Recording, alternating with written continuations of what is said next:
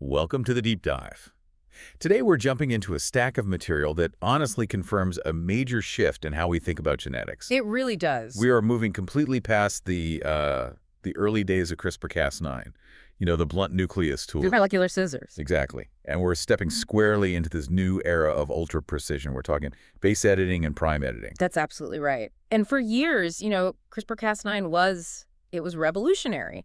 But it had this one fundamental, almost chaotic flaw. The double-strand break. Double-strand break, the DSB. All the sources we're looking at today are focused on the therapeutic potential that is unlocked precisely because these next-gen editors avoid that break. So our mission for this deep dive is to really understand how these ultra-precise tools are tackling problems that were, basically untouchable before. Yeah. We're going from degenerative neurological disorders like Huntington's all the way to pioneering much safer cell therapies. And even editing mitochondrial DNA, which is a whole different ballgame. So just to set the stage for everyone, why is avoiding that DSB so critical? Well, the avoidance of the DSB is the whole starting point.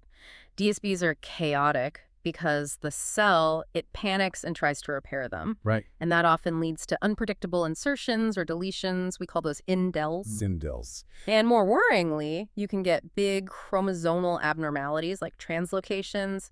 Base and prime editors, they just sidestep that entire messy process. So you get a much cleaner, more predictable result. A huge leap forward in the purity and predictability of the outcome. And that's, it's non-negotiable when you're talking about treating complex diseases. Okay, so let's start with one of the most brutal classes of disease out there. Trinucleotide repeat expansion disorders. We'll use Huntington's disease as our main example. A perfect example. HD is caused by this uncontrolled runaway expansion of CAG repeats in the DNA, which leads to just devastating neurodegeneration. So how does base editing even begin to approach that problem?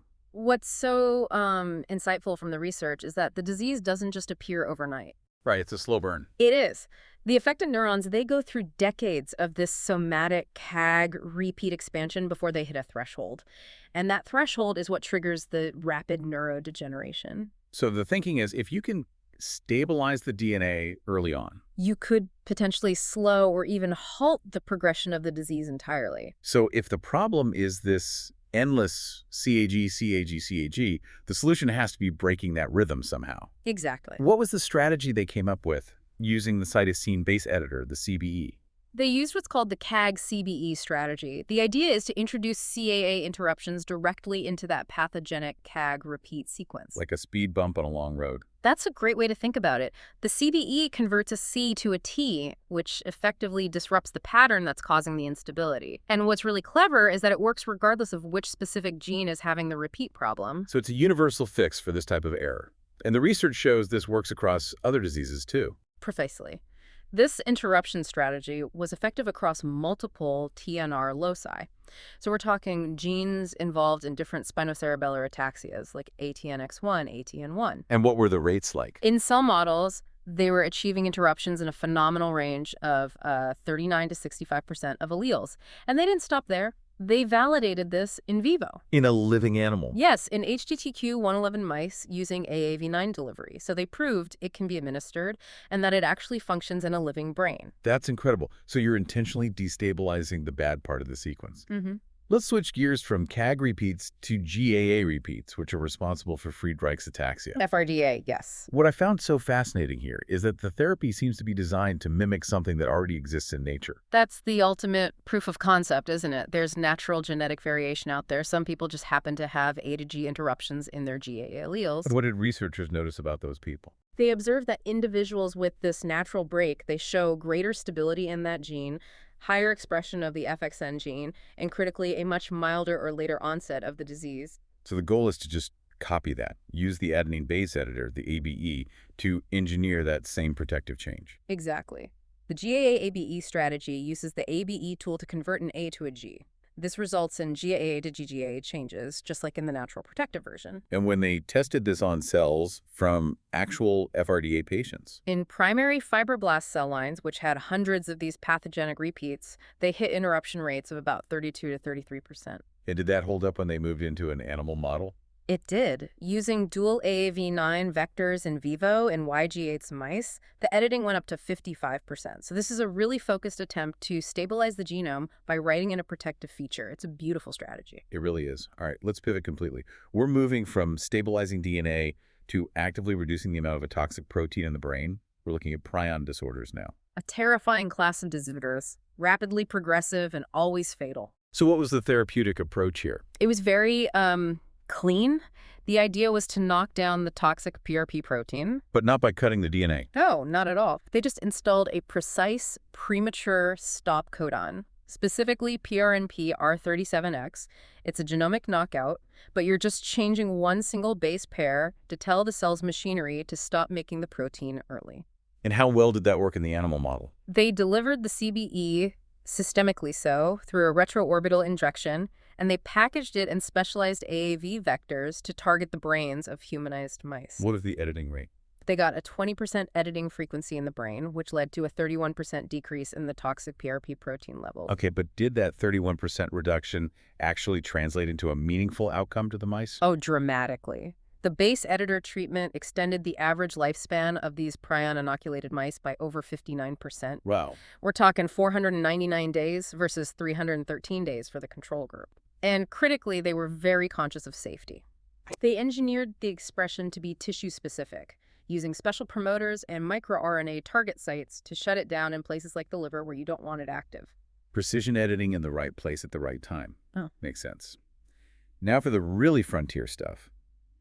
Editing mitochondrial DNA. mtDNA, yes. The old nucleases, they couldn't fix mutations there. All they could do was try to chew up and degrade the mutant DNA. Yeah. What's the new trick for making actual base corrections inside the mitochondria? That's been a huge challenge. Primary mitochondrial disorders are caused by these mutations in mtDNA, and like you said, nucleases were just a cleanup tool. So what's the solution? The solution is the DDDA-derived cytosine base editor, or DdCBE. The key is that DDDA part.